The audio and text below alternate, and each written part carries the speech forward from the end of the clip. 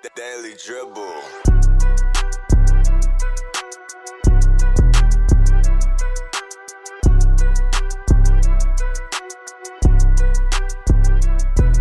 Welcome back to the Daily Dribble podcast, guys. As always, I'm your host, Nick Zammit. Absolutely delighted to be joined here today by none other than Mr. Row Hancock. How we going, Nick? Mate, this is it. This is the final stop. You can smell it in the air. The NBA season. Oh, that fresh air. Delicious. Tell you what, if you've not been to Tasmania before, it's some of the freshest air in the world. So be sure to treat yourself if you ever come down. But Please do. on that, it is here. The NBA, it's been a long off season. We've finally made it. We've absolutely slugged away over the last couple of months.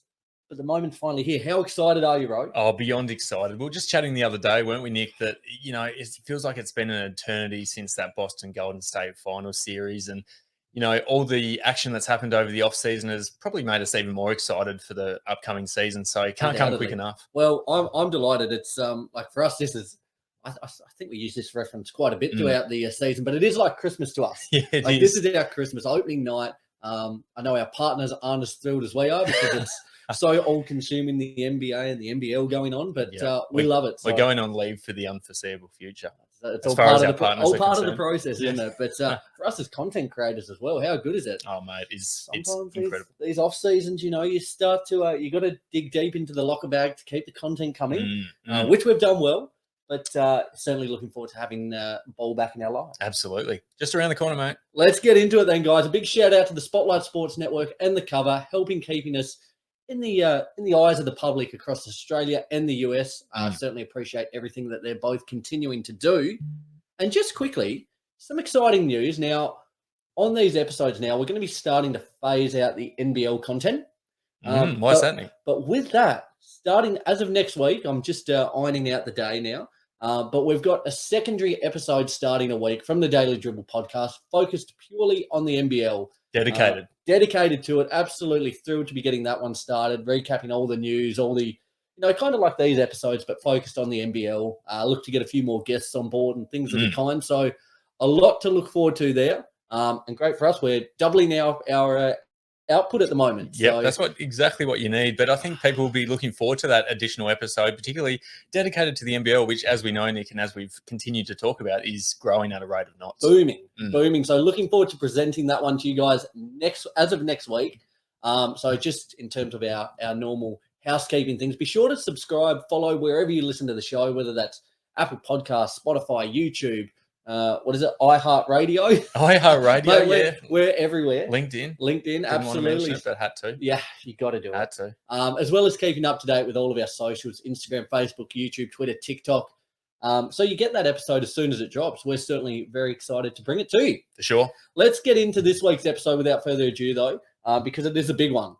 So let's start with some quick odds and ends, recap some of the notable news that's gone on throughout the course of the last week or two. Yep, kick us off. Just quickly, I kind of forgotten. We only got back the other day from holiday. So it's been a fortnight, isn't it? Is it a fortnight since we last recorded? Yeah, it's been a fortnight. Oh, it might be 3 weeks. It is 3 weeks. 3 weeks, the two. Yeah. But our viewers wouldn't know because, like clockwork, the episode went up whilst we were sunbaking last week. So that worked out pretty quickly, well. how are you looking tan-wise? Did you get a bit of colour? No, unfortunately not. Like, it doesn't take a rocket scientist to see that the skin tone hasn't changed a hell of a lot. But you can't be blessed with everything, can you? I feel like the reason you asked that, Nick, is because you've maybe, darkened up, crisped up a little bit.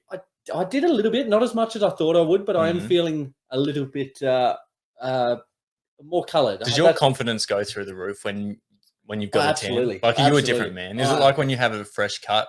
Like we were talking with Isaac White a few months ago. You get that fresh cut and you just walk around with a bit of a strut and you feel yourself a bit. And I think it's the same with a tan. You do, but with that, it's kind of 6 in one hand, half a dozen in the other because I've got the colour happening now.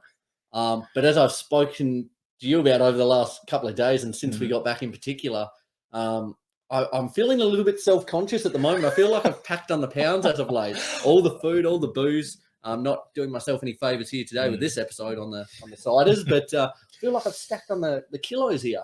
No, well, yeah. Look, I'm telling myself it's a bloat, but I don't think it is. It's a long bloat if so.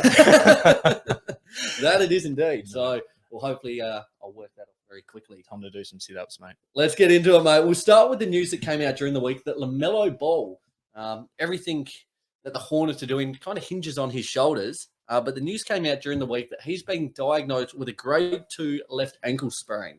Now, he's likely to miss the start of the season. We're probably looking at only a fortnight, 2 to 3 weeks. But it's not great news as you head into the start of another season. And it just kind of, I guess, sums up where the Hornets are at the moment. Absolutely. I mean, we were talking about the other week when we were doing the Eastern Conference predictions that their off-season, as it's been, has been super disruptive. And, this certainly won't help. And for many, even though it's only a short-term injury in the grand scheme of things, it's, as you said, it's not ideal. And ankles are little buggers as well. Yeah, they're niggling, aren't they? They are niggling. If he kind of rushes it back, they're one of those things. Ankles and hamstrings seem to be the ones that can just keep reoccurring. Yep. And especially with how quick and explosive and all the lateral movements he makes, could be one that really hinders him if he rushes back. Yeah, I think we have to keep a close eye on that one because particularly once he comes back from that injury, I don't think they'd want to rush him into max minutes anytime soon because the last thing you want is LaMelo Ball going out if you're the Hornets because he's, I would say, what they've got to look forward to this year because I don't see as a team them, finishing inside the 8, certainly. You don't have that faith in Hayward, Terry Rozier? No. I don't either. I don't think so. No. I know Lee's not here with us today, so he can't. I think he'd say the same thing. He can't defend his Hornets, but as you just said, I think he would probably be leaning towards what we're saying there about. Yeah, no doubt. Another injury that was announced during the week, the Detroit Pistons will be without Marvin Bagley for 3 to 4 weeks after an MRI revealed that he's got bone bruising and a sprained MCL in his right knee. Now, I tell you what, this is a guy, the second overall pick in 2018, kind of forget that. You in do. that star-studded class with Ayton, Trae Young, Luka Doncic. But since he's moved across to the Pistons from the Kings, his output has been phenomenal. It's gone through the roof, hasn't it? Across 18 games with the Pistons, he was averaging 14.5 points, 7 rebounds, and assist, all while going at 55.5% from the field. Now, I know it's early days. As I said, 18 games he spent with the Pistons. Do you think this could have been the move that starts to kind of revitalise his career? Well, I remember us talking about it when the trade was put up, and we were sort of thinking he's certainly one of those players who needed a change of scenery, and we knew he had potential. You don't get picked second in the NBA draft if you're sort of going to bottom out most of the time, that is. Absolutely. But no, certainly from what we've seen so far at the Detroit Pistons, he's looked like he's at home to a certain extent. He looks like he fits in really well. Particularly coming from a dysfunctional organization like Sacramento. I'm not going to say the word, but they're all sorts of ordinary. And I just hope he can get over this injury really quickly because I want to see a healthy Marvin Bagley in a place which suits him and suits his game style. I do too, and it's an exciting time. I'll just move ahead to a next little point I have about the Pistons and then kind of tie it in with a little more Detroit talk. They look set to be waiving Kemba Walker before the deadline on Monday. Now, 4 times All-Star. I think he's still got a lot to offer a franchise. I think he kind of would have been handy for the Pistons. Senior head. By waiving him, they'll get down to that 15-man roster. But I think there'd be a lot of teams out there, a lot of contending teams, maybe after a backup point guard that I still think Kemba's got a lot to offer, and it's kind of almost sad the way his career's progressed since he left Charlotte. It's deteriorated, hasn't it? Very, very quickly. But I guess coming back to that point, and then I'll round back to the Pistons, do you think he still has a bit to offer a franchise? I think he certainly does. And I like what you said about perhaps the chance of him going to a contending team, even as a backup point guard role, or even, I know it's taking a lot of responsibility off him, but even like a backup to a backup, like in some capacity, I think he has a position still in the NBA. Well, you just want to see him playing. He kind of feels like, and almost the, the career trajectory, it almost feels very reminiscent of Isaiah Thomas. Someone who was at the highest of highs just about, and is really now, for all intents and purposes, for IT, out of the league. Kemba, not with a team. And these blokes who are sort of within the NBA community, universally liked. So I think we'll sooner rather than later see him back on a roster. It's just dependent on who's looking for that extra bit of depth, particularly at the guard position. And just back on the Pistons, I tell you what, just over the couple of preseason games we've had over the last couple of weeks, I I'm really excited about their roster. Oh, yeah. Now, Yeah. granted, we said it a couple of weeks ago on our Eastern Conference predictions. Still reckon they're probably a year or two away from making some noise. But all agree. the steps they're putting in place, they are moving along nicely. And it's good to see a team that's bottomed out. They've done the rebuild the right way. They've got those really key young pieces, Bay, Cunningham, Duran coming in as well, Ivy. But then they've added some of that experience that you need in the locker room. Bogdanovic. Great to see, as we said, Bagley get another chance to kind of reassert himself within the league. For sure. Just love what they're doing at the minute. So I just wanted to kind of give a little bit of a credit to a team that we don't too often talk about, but maybe this year they might get a little bit more love. Yes, for sure. The Rockets have waived Mo Harkless. Now, another player, just speaking of, players who are kind of on the outs in the NBA at the moment that could still provide valuable contributions to a team. He's only 29 years old. He played for the Kings last season, averaged 4.5 points, 2.5 rebounds there. I think he could be a very, very handy backup 3 or 4 for a team. Yes. Yeah. And the team I actually thought of, it kind of almost becomes a little bit null and void since they got Blake Griffin. I thought he would have fit perfectly with the Celtics. Still might do. He still might do. Interesting to see where he ends up, but I think another player, there's a lot of players at the minute. You look at, I'm just trying to think of other names off the top of the scrum. Kent Bazemore, Quinn Cook. Quinn Cook. Yep. These guys have got a spot on a list within the league for sure. There's worse talent, blokes after. There's a lot of talent in this league that's not being, used up at the moment. So if you're any team out there that needs a little, that little X factor piece or just another body to fill out the roster, there's talent there. Alternatively, and I know we said we weren't going to touch on the NBL, but the Jack Jumpers Jumpers are always looking for potential recruits, particularly imagine Kent Bazemore coming off. Now, if that doesn't get you to the MyState Bank Arena, I don't know what will. What do you reckon? Do you reckon we should slide into Isaiah Thomas's DMs?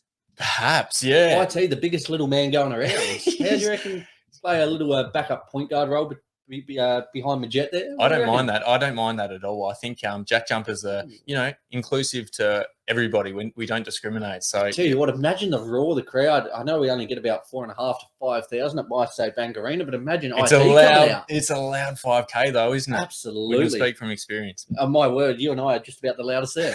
I would say so. Last point for me on the odds and ends front. Now, this was a big point. Big one. Now, it's kind of happened in the last week or so since we've been away. Now, I reckon pretty much anyone who listens to this podcast, they're a basketball fan, obviously. They would have seen the incident play out between Draymond Green and Jordan Poole. Now, I won't go too much into it, but it was the punch that was heard around the world, wasn't it? It was. A little left-right goodnight number, wasn't it? It was a hell of a swing. Yep, it rocked the pool. And it was Steve Kerr had said that this was the biggest crisis that the Warriors had faced since his tenure. Now, my question for you, Draymond's since returned to the team without suspension, received a bit of a fine there, but he'll be eligible to play in their opening game on opening night against the Lakers. Now, just before we came on air, they're facing the Nuggets in the preseason game, and we kind of put up something on our story on the Instagram, on the Facebook there about how Draymond, Jordan Poole were doing their handshake and hug bit. But something of this magnitude, what impact do you think this will have on chemistry, on morale? How do you think this will play out for the season? It's funny you mentioned this. We have an upcoming segment, and this might get a bit more of a mention within that segment. There you go. But, it's more complicated than you think. Like, for example, I'll just touch on it quickly. That handshake that you were referring to, it's sort of, to a certain extent, might be just due to optics. Like, absolutely, you need they knew that cameras were going to be on them, particularly after this incident. 100%. Now, just because they've done a handshake before the game does not mean all's well within Golden State. So we'll certainly touch on in the NBA. Everything is optics. It is. It's all about looking good, looking the part. I think there's a bit more under wraps than you'd like to think. Well, we won't go into it too much more, but I'm looking forward to touching base with you on that very, very shortly, my man. Please do. Without further ado, let's move ahead in the show. Daily Dribble. So this week we thought we would do something just as we head into the season, a little bit of a would you rather segment. Now, neither Row or I know what the other's going to ask, so it's going to be purely off the dome today. and we're just going to pose a couple of questions and see which side of the fence we lean on. I've been looking forward to this. It's I kind of enjoy one of those ones. these topics that you discuss with your mates at the bar or you discuss with your mates in private. It's like, would you rather this player? Would you rather this player? Like, there's a lot of different arguments for each side of things. So really keen to get into it, Nick. And these are good ones for you guys out there. Hit us up on our socials. Slide in to the comment section on our post. Let us know what you think of these questions, what side you err on. Are Row and I just absolutely talking smack, or are we on the right track? We love to hear it. Us talking smack? Us talking smack. Unheard of. Unheard of. You wouldn't read about it. Well, I reckon you kick us off, Row. You want to kick us off? I would love to kick us off. Good man. So, Nick, a guy who I was thinking about, and I've been thinking about over the last few weeks, particularly since his last injury update was provided, was Lonzo Ball of the Chicago Bulls. Ooh, shout out to Apex. Shout out Apex, as always, with the Chicago Bulls. We love it. So, Lonzo, he's a guy who only played 35 games last season. Yep. And we know how good he was to start last season. And it was probably a pretty big reason why they started as hot as they did, because once he went down, the Chicago Bulls came tumbling down as well as an organization. Absolutely. But I've been thinking with Lonzo, would you rather, if you're the Chicago Bulls, persist with Lonzo Ball, knowing that when he's out there, he makes that team so much better? And as I said, you saw it as a key example at the start of last season. They were pretty much the team to beat, really, in the opening half of the season. Yep. Or would you rather look to trade Lonzo Ball, given the fact that over the course of his career so far, he's become this player who, unfortunately, as much as we hate to see it, has become a injury-riddled player who you can't really rely on to be out there, the majority of the games in the season. So my question is, would you rather, if you're the Chicago Bulls, keep him, or would you rather trade him? Wow. Great question. I really like this question. I see it from both sides, because when you've got a bloke who's as injury prone as he has been, okay, I'll give you my answer, because I think I know which way I'm going to go. I think you would stick with him purely for the fact that I've really loved to see his progression over the last 12 to 24 months. Yes. I think his game has made huge strides. Another level. And I still think there's a level for him to go. I think if he had a kind of plateaued over that period, that 12 to 24 months, you'd be a little more inclined to possibly move on. I agree. But the way his three-point strokes developed, his maturity, his leadership, that vision and passing ability's always been there. Top class. But I think, especially as well, given the fact how good they looked when he was there, like they were top of the East. They were flying, and for all intensive purposes, it looked set to continue. But when that injury hit, we saw Caruso go down as well. The wheels started to fall off. But I would stick with him. I think there's enough potential still to grow that you could stick with him. And to be honest, I don't know what the market would be for Lonzo at the minute, what they would actually get back that would be equivalent or better. Yeah, I do tend to agree to some extent. Yeah, where do you sit on that? I think I'm with you overall, although it is, particularly given this latest injury, which will most likely have him out for the opening few months of the season, which will be less than ideal for the Chicago Bulls.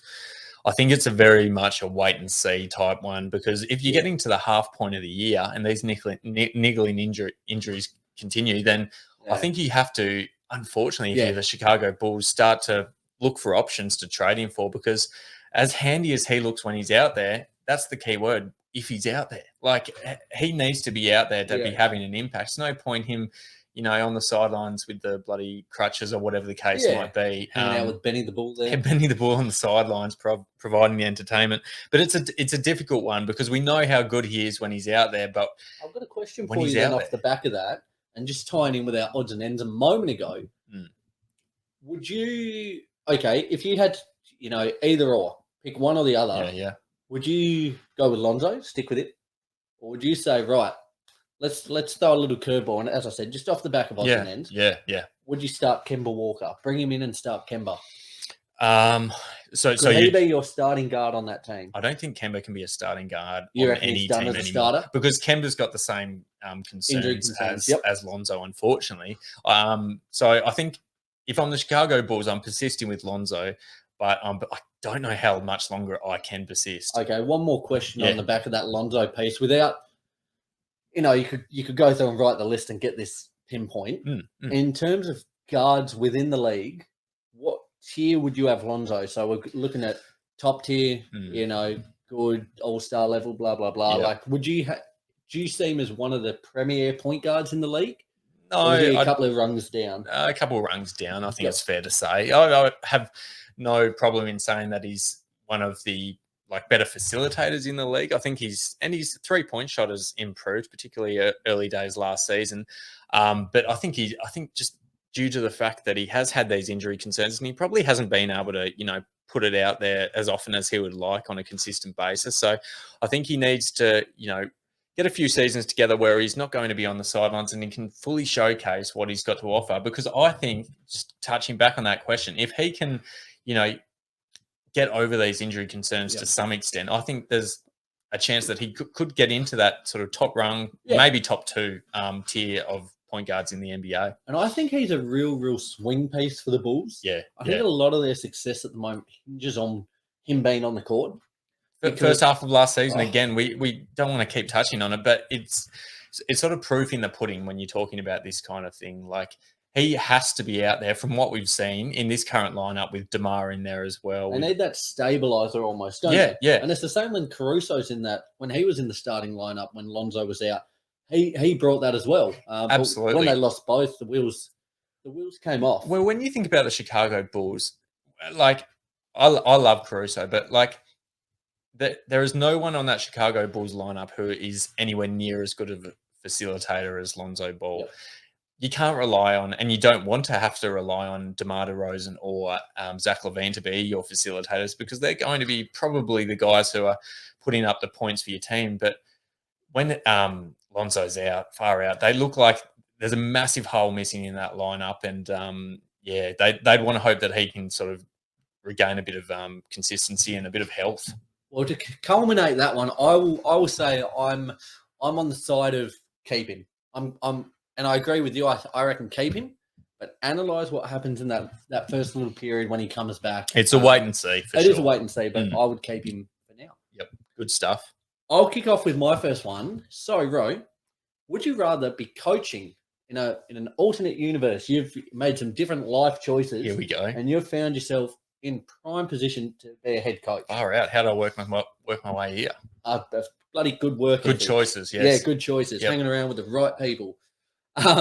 Would you rather be coaching the Sacramento Kings or the Indiana Pacers right now? So if you're the Pacers, you're building around Halliburton, you're building around Mathurin, Chris Duarte, Miles Turner. On the other side, for the Kings, you're looking at De'Aaron Fox, Keegan Murray, Davion Mitchell, complemented with players like Sabonis, Barnes, Herter. That side of things. Which way would you be leaning at the moment? Oh, mate, you know of all people how much I despise what the Sacramento Kings have done after, over the course of the last decade and a half.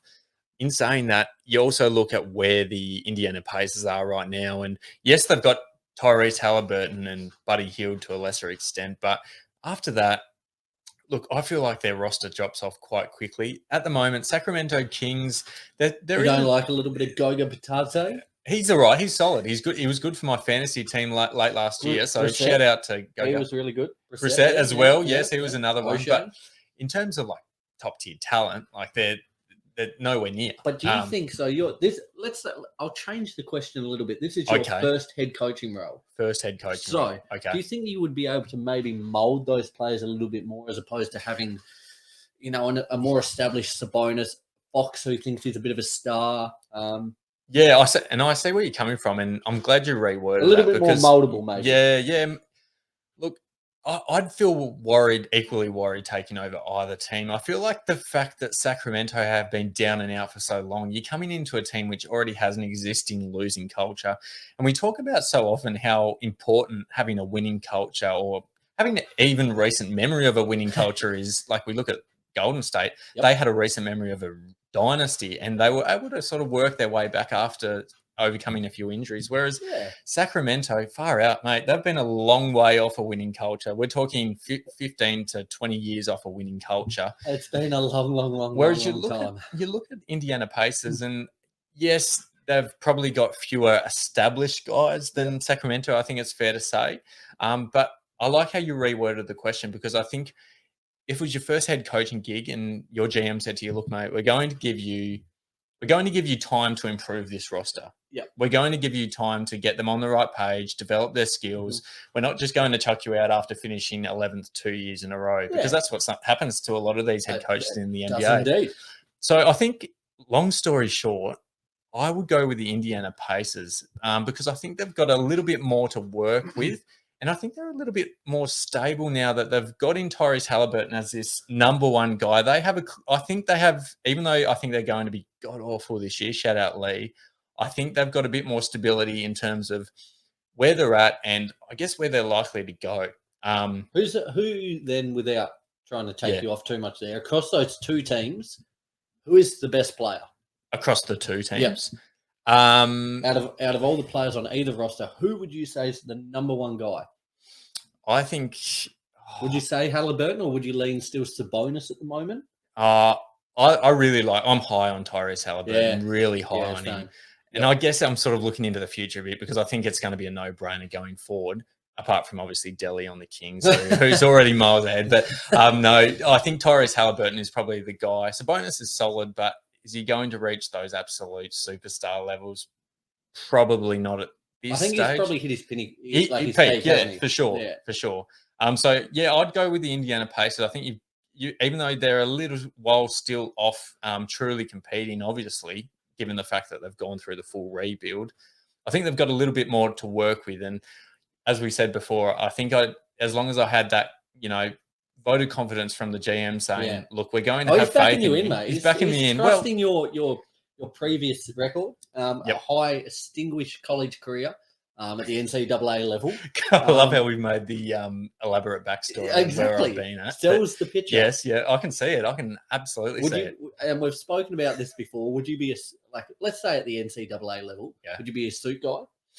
Oh, that is such a good question, actually. Would I rock in Would you rock a suit? Or would I go with the Eric Spoelstra, new age Eric Spoelstra polo? Yeah, I know we had high hopes to go into the gym a few more times whilst on holiday. We went once. We did once, and that was it was a short session. You got a set a little pythons on your arm there, don't you? Yeah, that would probably push me the tight polo. Push me across the tight. What if a coach came out in a muscle tee? Oh. That's a new look. That's a power move if ever I've seen. That's a power move. Or the bare chest if you've just hit the gym looking for a pump. There you go. I can see Spo doing that. I could see him doing it too, and I'm all for it. Whereas I can see you as a suit guy. I'm a suit guy. Yeah. I love suits. It's a no-brainer. Huge suit guy, just in any occasion. Yes.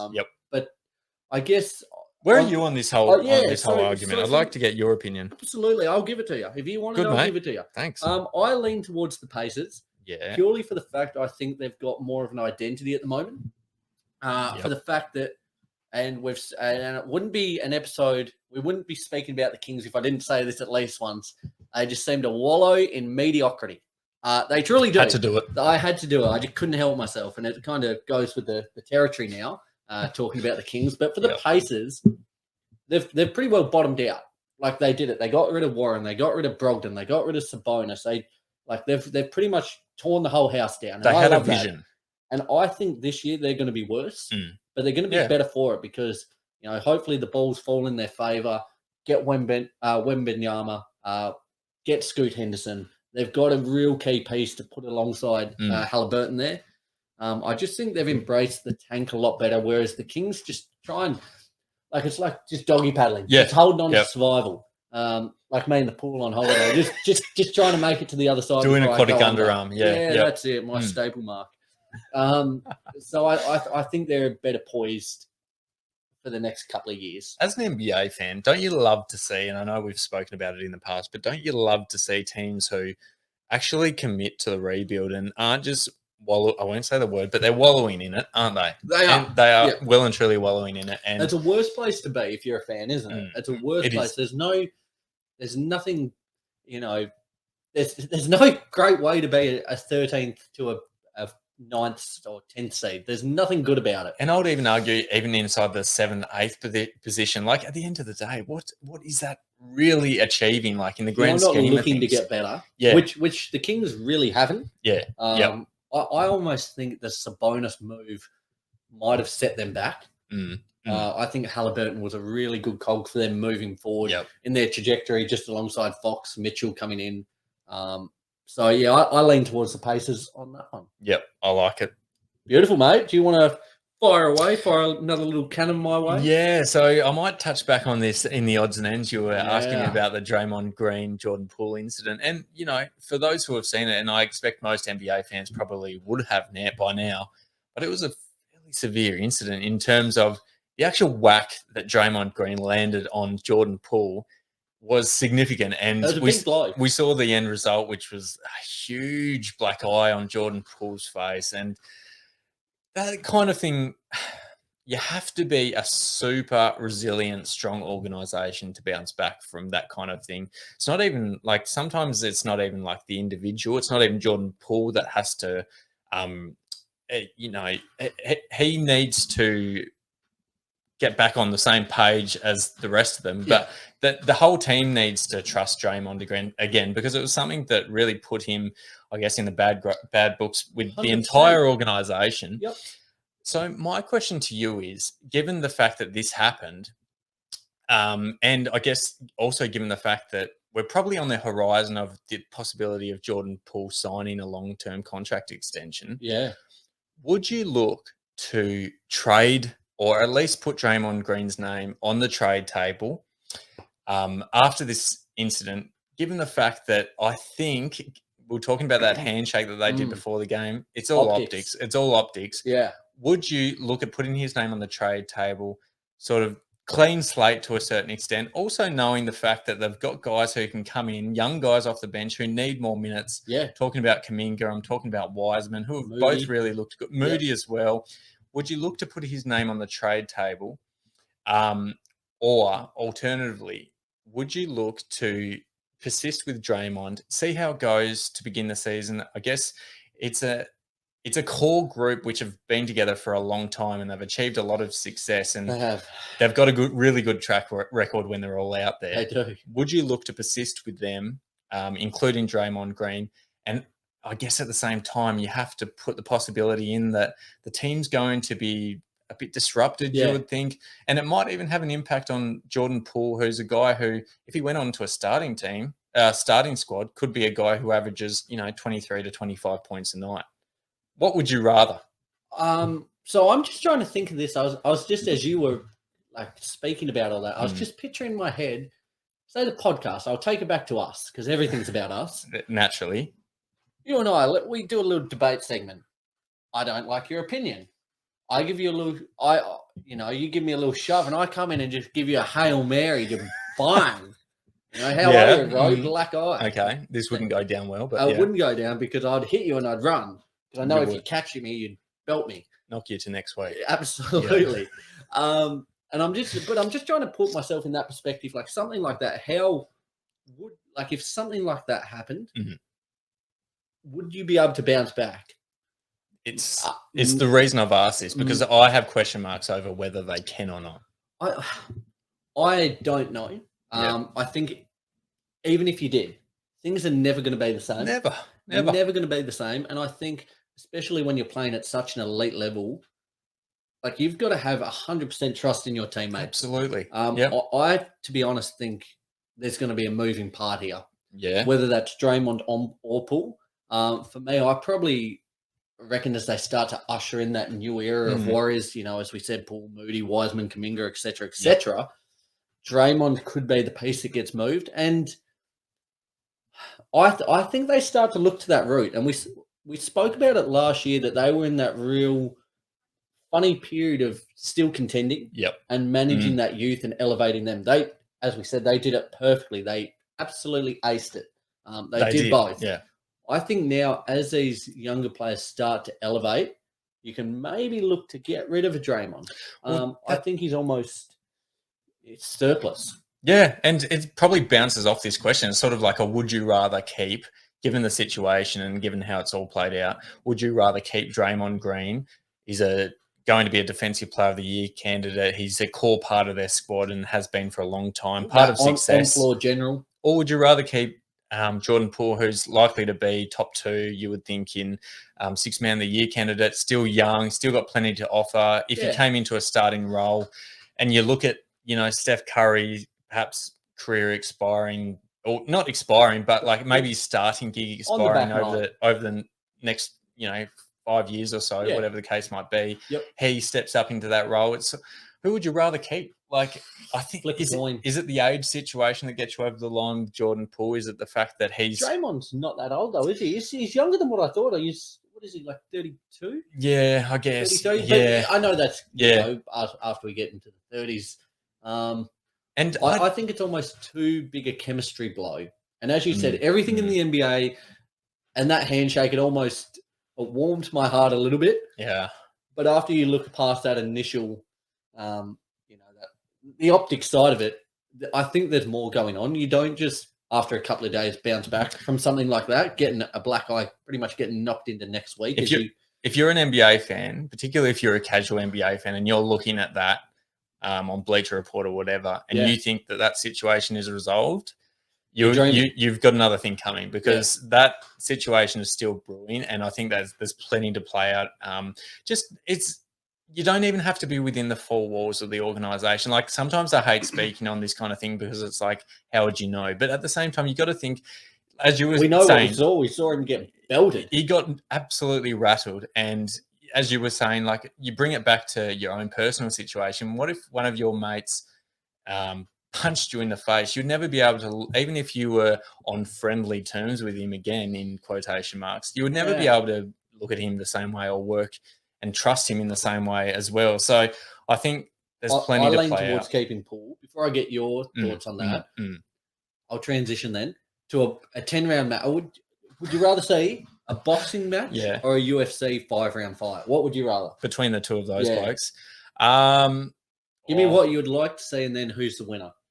I think I would like to see, a boxing match, to be honest with you. Just given the fact that that's what Draymond did. He rocked him with a big, I don't know if it was a left hook or a right hook, but it was a haymaker, really. Like, it was just absolutely belted. Here we go then. Let's set the scene. We're doing it. Jordan Poole v. Draymond Green. 10 rounds in the ring.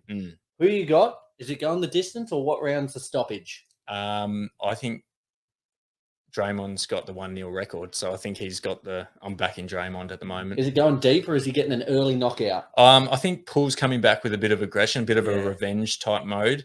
But I think Draymond's probably got actually, he's not very elusive, is he? Like, he's not, and he might puff out quite early. Run out of gas. I'm starting to rethink this. We can get past into round 5, 6 plus. I'm looking too much into the 1-0 record, and that's not really a convincing. And it was a cheap shot too. It was a cheap shot. Yeah. Get back to me. Back to me. Well, for me, I reckon a boxing fight, I'm taking Draymond for an early victory.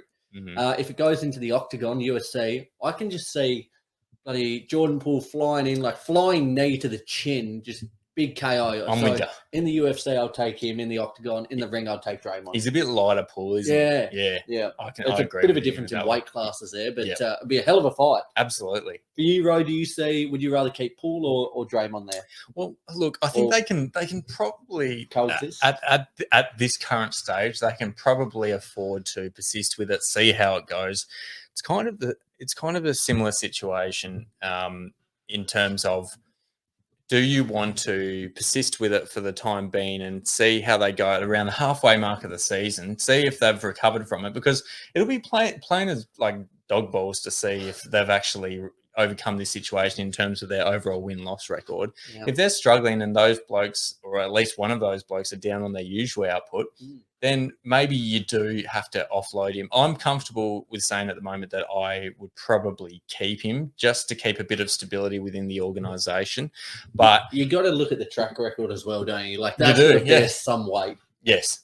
Yeah, no doubt. So, just keep him for the time being, but keep an eye on what happens, because it's not resolved. It's going to be fun. I'd love to be a fly on the wall in their locker room at the moment. Oh, dear, how spicy would that be? Did you say, just quickly, I don't know if this was even real, but I looked on Twitter or something the other day and I saw a picture of Jordan Poole within NBA 2K, and it was like a face scan, like updated face scan. And in his face scan, Jordan Poole had a massive black blue eye. I didn't. Did see Ronnie that. 2K get a bit I- cheeky with that? Because we know that Draymond and I don't know if you've actually seen it, but Ronnie and Draymond have got a bit of a Twitter beef going on at the moment. They don't like each I other, love that. and I wonder if he put that in there as a bit of a, That's you know, funny. As how you going to? I to didn't see Draymond. that. I did see. Did I put it on our socials? I don't think I did. I laughed. It was an NBA meme page on Instagram, Mhm. and it was they got Draymond and Poole's faces into WWE 2K, and they had like a Yes. street fight, and Poole's just getting a steel chair and cracking Whacking Draymond him, with it. It yeah. just had me in stitches watching that. Oh, so, that's great. um, The internet sometimes is defeated. Like, it's a horrible place to be at sometimes, but other times it's That's a great. place of gold. internet is king. I love it. I'll move ahead there with my next question to you, Ro. Go for it. So, would you rather have Zion Williamson or Victor Wembanyama in your squad for the next 10 years? Okay, so what we're weighing up at the moment is they're both freaks of nature, Yeah, without that's any it. doubt in the world. I'm slightly concerned about Zion Williamson's health track record that I've seen so far. I think his actual potential is through the roof. And it's like when we were talking about Lonzo Ball, like when they're out there, far out, they make their team so much better. And they just look like they can be absolute stars of the league, no doubt. Now, the surname has given me grief since he's come onto the scene. Wembanyama. I'm going to get better at this. It's going to be like I was going to kill that little. What was Lee saying? Wembanyama. Wembanyama. I was like, what was it? Wumban. Yeah. Wembanyama. What Lee was saying sounded like a Lion King, Yeah. didn't it? It certainly didn't sound like a surname of anyone. Maybe for the time being, I'll call him Victor. That might be the easy Vic. scenario. Yeah. But there's only one Vic to us. there is Vic Law. Yeah, great interview. Love If him, you mate. haven't already seen it, go Yeah. back deep into our archives and check that yeah. one out. That's such a good question, Nick, because I think they both have the potential to be really like faces of the league, stars of the league. And it's that's crazy. why I asked this because we got to see highlights in a bit of the game, his matchup with Scoot Henderson, and just seeing what an absolute freak of nature this guy is, which they both are. Hence my kind of, it's King Kong versus Godzilla essentially. For sure.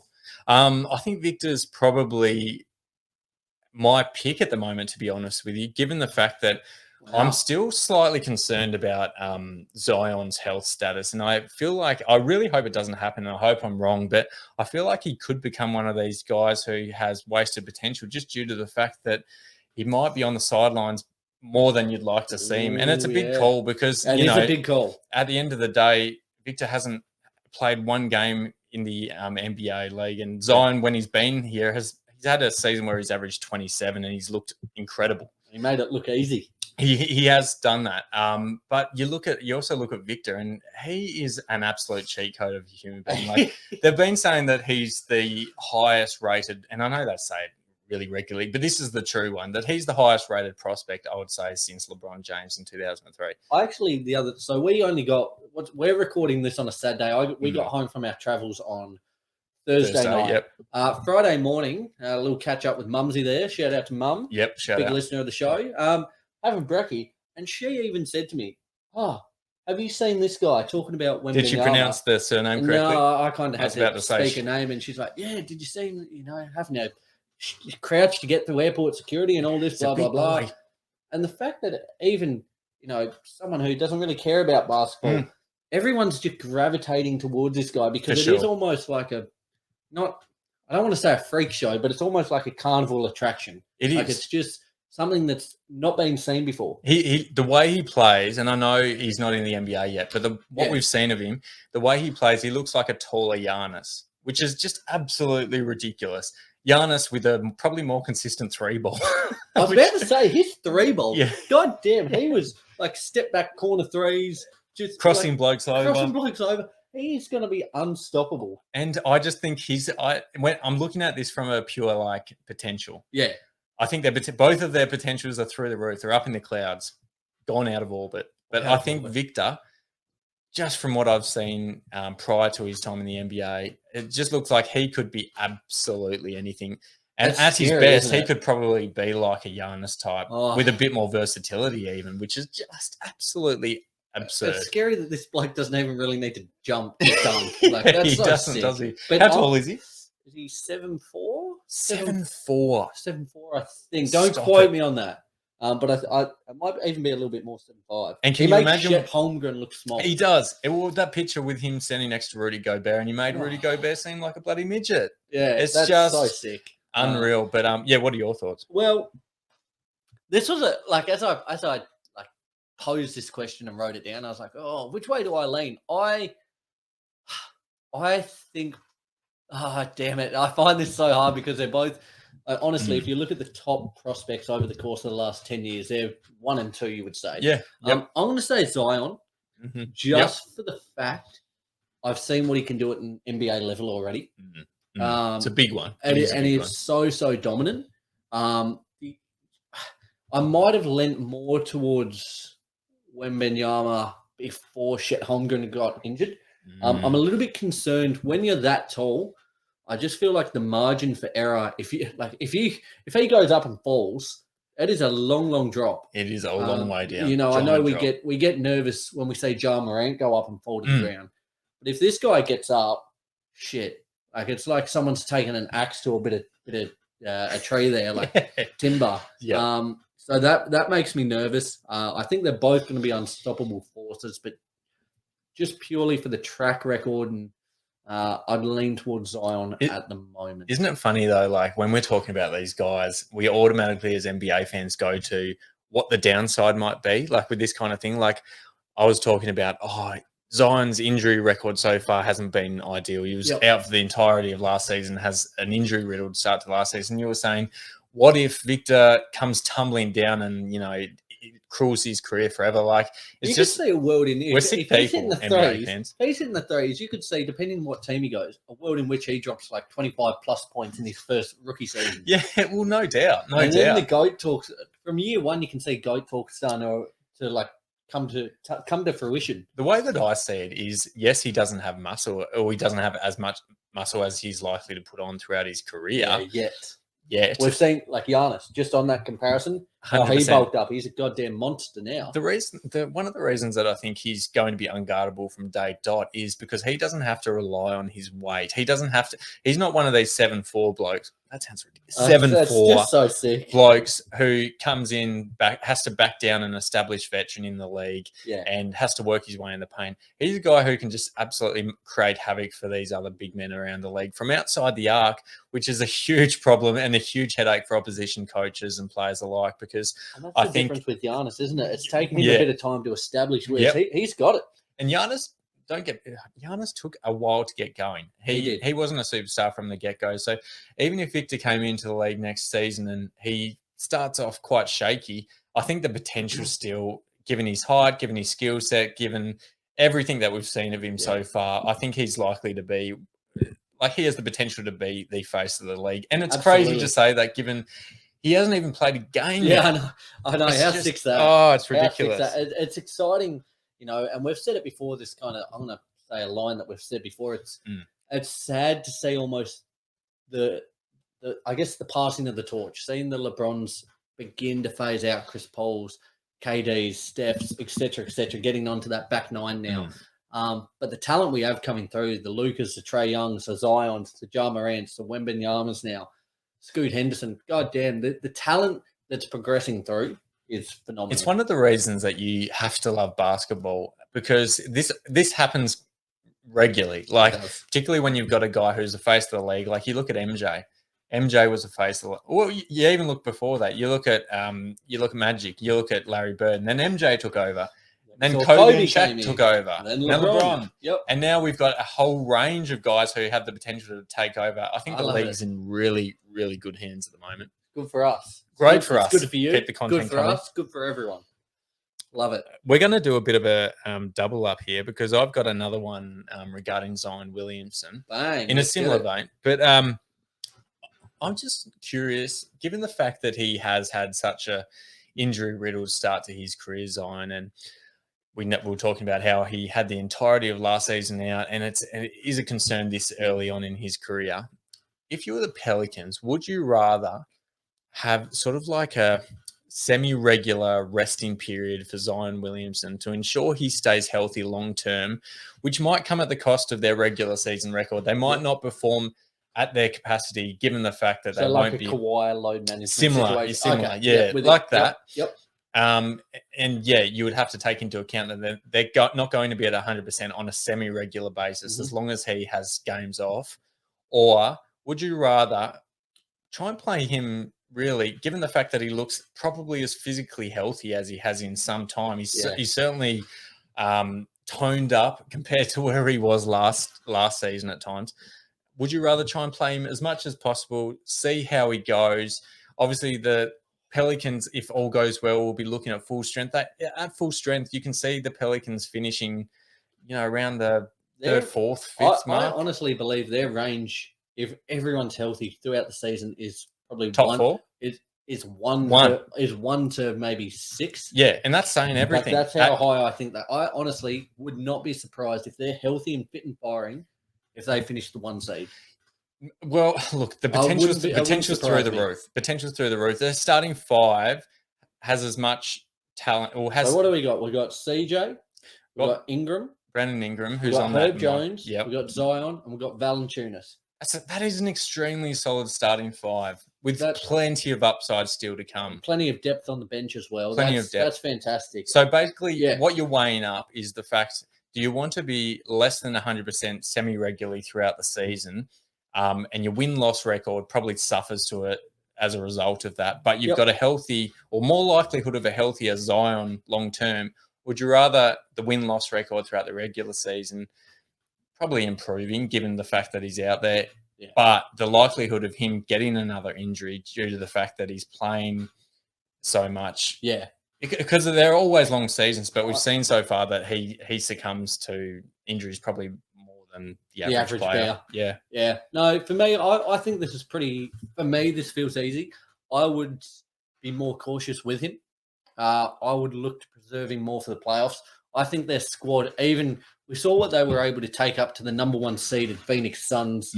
Once he wasn't in the squad, what they were able to achieve without him, I think, and I feel more inclined to rest him more so after the CJ McCollum trade.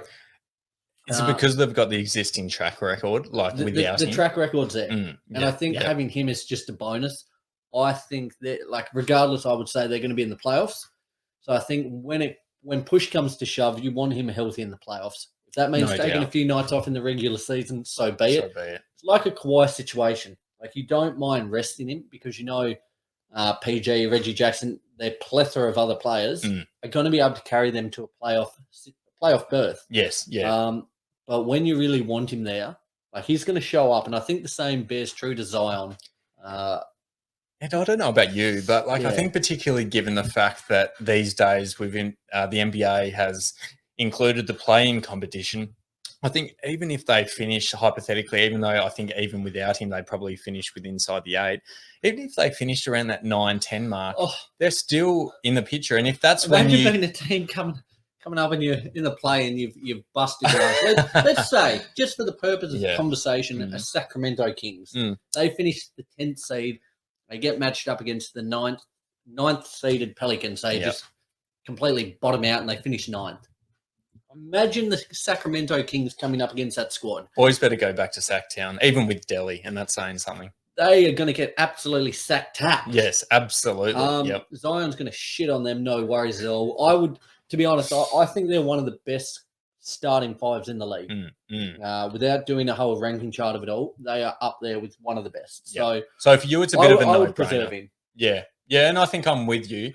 I can certainly see upsides to both because I think at the end of the day, what gets you across the line is he's still very early within his career. Let's do an over-under then on that, just to tie off what you've said there. Let's say,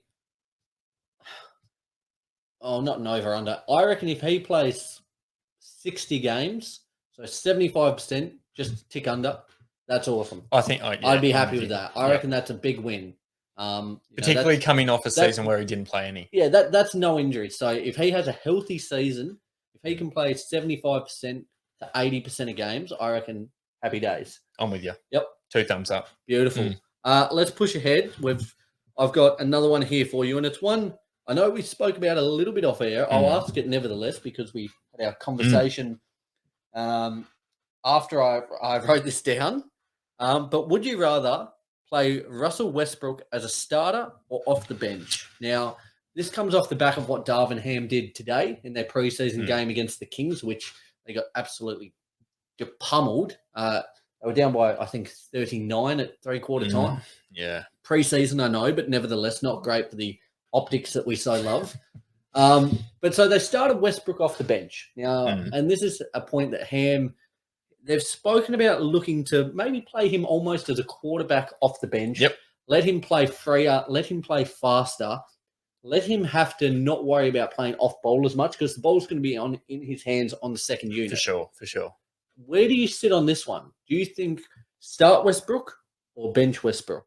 I think we saw last season that starting Westbrook did not work. It did not work for there. I'm by no means saying that he was the reason why they finished as low as they did, because it was a combination of things. And I think probably Anthony Davis not being out there was probably the biggest one of them all. I don't honestly, I don't actually know how that happened. That we didn't even finish in the goddamn playoffs. It with was AD, with Westbrook, with LeBron. What the hell? That's disgusting. Yeah. I don't want to talk on it too much because it's going to make me upset and it's going to make me angry. We'll move on pretty quickly then, won't we? Granted, I know what you mean. Yeah. That's sick. It is sick. Yeah, it shouldn't have happened, but they're probably a little too reliant on too few, unfortunately. I think in this scenario, though, I'm willing, given what I've seen last season, to trial Russell Westbrook off the bench. I think if you're the Lakers, you can't run it back. You cannot have Russell Westbrook starting again.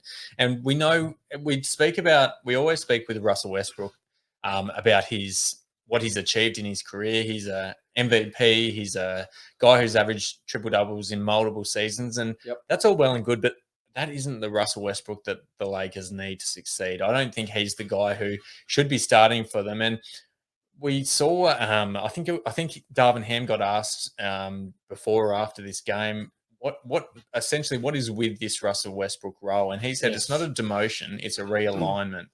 So I think he's seen classic business talk, isn't it? It is. It's a political answer. But I think at the same time, Darvin Ham, like the rest of us in the NBA community, has seen the Lakers pretty much fall apart given, the roster that they had last season. Yeah. And Russell Westbrook at the starting point guard position did not help their cause whatsoever.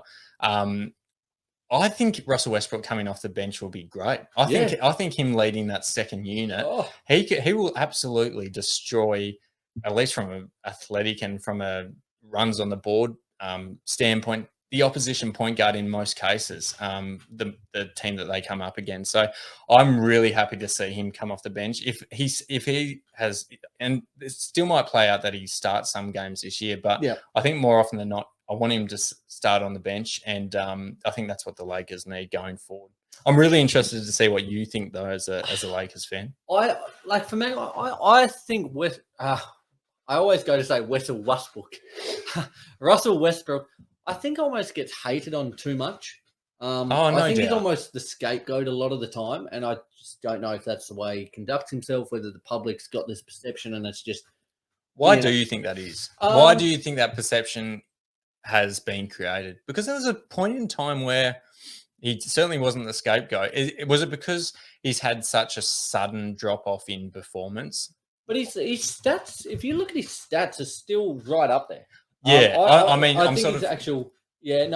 get what you mean. I'm just talking about in comparison to like his absolute prime. You can't play your prime forever. No, it has been quite a sudden drop off. Yeah, I think it's probably due to the fact that, especially when he was with OKC and things of the kind, getting all the triple doubles, things of the kind, it didn't actually amount to success for the team. So I think people started to almost undervalue what he was actually doing on a night-to-night basis, seen as stat padding, seen as ball hoggish, etc. But it's still crazy to think, just quickly though, because he was an MVP. He was the most valuable player on that team, still doing that. Exactly. So how empty can those stats be? 100%. And I think it's almost like a snowball effect. And we see this in everyday life, in just any walk of life. Once something gains a little bit of traction, Yes, yeah. It grows exponentially, and I think that hate for Westbrook has Particularly once the media gets a hold of it as well. 100%, 100%. So for me, in terms of this actual question, whether start or bench Westbrook, I think for a lot of teams out there, I still think he's a starting level caliber Yeah, point guard. I yep. still think he could absolutely start on a lot of teams. Don't disagree. I think for the Lakers, just with the way their roster's constructed, and especially having LeBron, one of the most gifted players of all time, one of the most ball dominant players of all time, having AD, who's starting to, probably take that ascendancy as that number one guy. I honestly think it'll really benefit Westbrook, and especially in the back half of his career, if he embraces this now, I think he'll be able to flourish.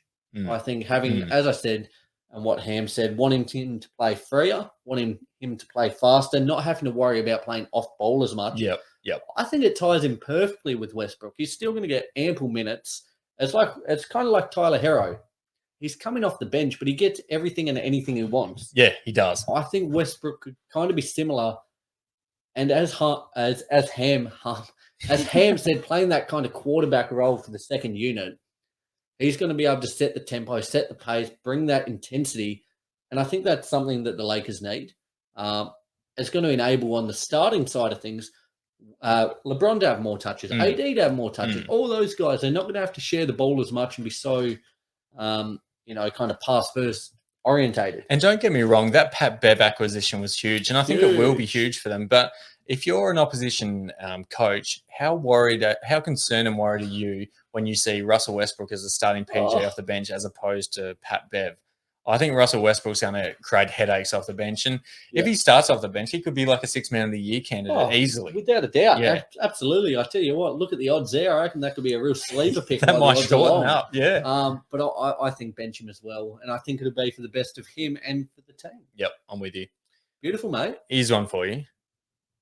So we've seen, particularly over the last few seasons, Bronny James has had a heap of highlights on the internet. It was always going to happen. As soon as LeBron had a son, he was always going to go down the basketball path, and he was always going to get a lot of attention. But more recently, his other son, Bryce James, has got a hell of a lot of attention. And people are saying, it's been sort of widely agreed that maybe Bryce has a bit more actual basketball potential than Bronny James does, despite Bronny's larger following than Bryce. He's more publicised. I think, what did they say? He wants it more, Bronny, but Bryce is more talented. Yes. Yeah. So this brings me to my question. If you're an NBA scout and these blokes are on offer, are you going with Bronny James or would you rather select Bryce James? Okay. Okay. I've got an answer for you, and I'll tie it to a quote because I love my quotes. We love doing this. You love doing this, should I say? Was it hard work beats talent when talent doesn't work hard? I love it. Yep. So your answer is Bronny. Bronny. Just for the pure fact that I think if he wants it more, he's going to be more committed to really go for it. Now, for everything we've seen at Bryce so far, which for some people might be limited, he might want it. I'm not saying he doesn't. He probably does. He wants the big bloody bag that comes with it, as everyone would. He's been accustomed to the bag over the course of his life. But I think Bronny, just for the way it really looks as if he's hungry. He really looks to be putting in work. He's really looking to get after it. I would lean towards him just for that fact. And as I said, I tie it back to that quote: "Hard work beats talent when talent doesn't work hard." I would lean towards Bronny just for that pure fact. This is a really tricky one for me because I completely understand where you're coming from, but I think we also need to take into account that Bryce is a few years younger than Bronny, so he probably not a growth spurt. He's already 6'6", mate. He's a big boy. He went from I won't give you the measurement, but he went from about here to here very, very quickly. He's a huge boy, and it happened overnight. It seemed. Eating his veggies, it's key. Eating his veggies, getting that broccoli. Favorite veggie for you?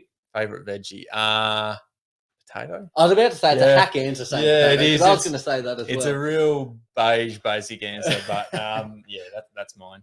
You can mash it, chip it, bloody fry it. Anything. Mate, the variations that you can do with the old potato, it's through the roof. But I think I honestly, and it might be an unpopular opinion, I think I would go with, by the time they're up for draft age, I think I'd go with Bryce James, just given the fact that I think he looks more to me an NBA ready I player. was about to say, so you're saying Bronny, his trajectory is kind of like this, which is great. Yep. Which is good. He's Yeah, growing, which is, he's yeah, developing, absolutely, yep. But Bryce, maybe he's starting from a little bit further back, but he's going to shoot past. For sure. And I think if you're an NBA scout, you're looking at the both of those guys and you're thinking, which guy can probably, you know, who can have a legitimate NBA career, even if he's like a solid role player. And I think probably Bryce James is more likely than Bronny James. And I think I certainly take into account what you were saying, Nick, because I think sometimes it does come down to who wants it more.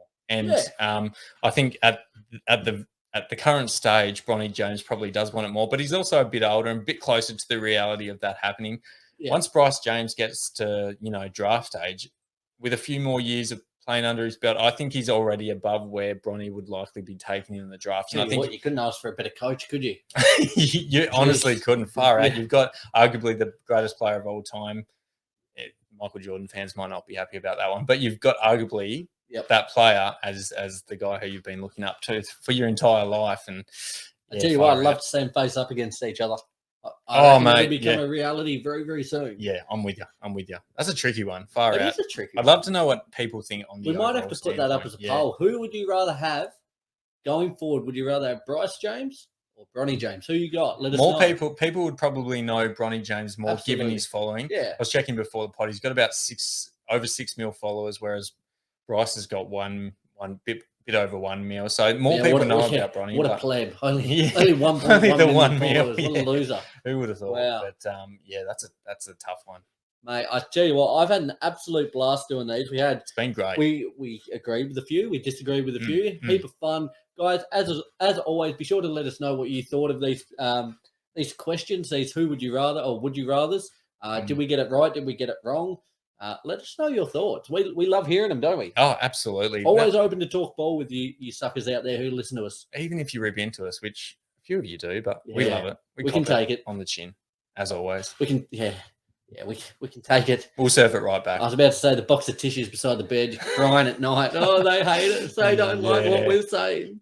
No, we can take it. So be sure to stay up to date, guys. Let us know. Stay up to date with all of our socials: Instagram, Facebook, YouTube, Twitter, and TikTok. Especially as the NBA season starts next week. Please do. Like, in all seriousness. As we said, like we've said quite extensively between the two of us and to you guys as well, probably, this is going to be our biggest and best season yet. So we certainly appreciate you guys being on the journey with us. We'll be sure to be your outlet for all the news, all the talking points from throughout the league, as well as tuning in next week for our new episode, the NBL Focus Show, bringing you all the news from the NBL. As we said, it's growing at a rate of knots. It's quite phenomenal the way the league's just taken flight. Yeah, for sure. It's just gaining more and more popularity, particularly given that Adelaide 36ers team took over the Phoenix Suns. A lot of people sort of opened their eyes up and thought, oh, they've got a few decent squads down there. Can I just say as well, this episode's quite refreshing just for the fact you may have seen it on our socials the other week, the reel that was put up regarding the hiccups. Oh, I tell you what, it is, I know it was only one episode, but it's so just freeing, not having to worry about that. It's when you had it, you could tell that it was debilitating to you. You just, every sentence you said, you thought it was just on the horizon of and even as I said, I might have been saying a really serious, really, thought out good point, and it loses all credibility, weight just for the fact you're hiccuping halfway through it. Could you imagine? I'd love to see Stephen A. Smith on a big rant, just angry rant, potentially about New York and their failures, which seems to be a common topic over the last decade. And in the middle, imagine that. Oh, that's priceless. Please, can I see that, Stephen A? I don't think anyone could actually hold it together. There's no easy feat. There's no good way around it. So I certainly appreciate being back to 100% this week. No, glad to have you back. I hope Lee's doing well. Absolutely, mate. Shout out to Lee. Have him back next week, hopefully. Hell of an episode this week, guys. Certainly looking forward to everything that the NBA season is going to hold. It's going to be a massive one. We can't wait to speak to you next week with all the news regarding the opening few games. Till then, guys, have a great week and enjoy everything that basketball has to offer.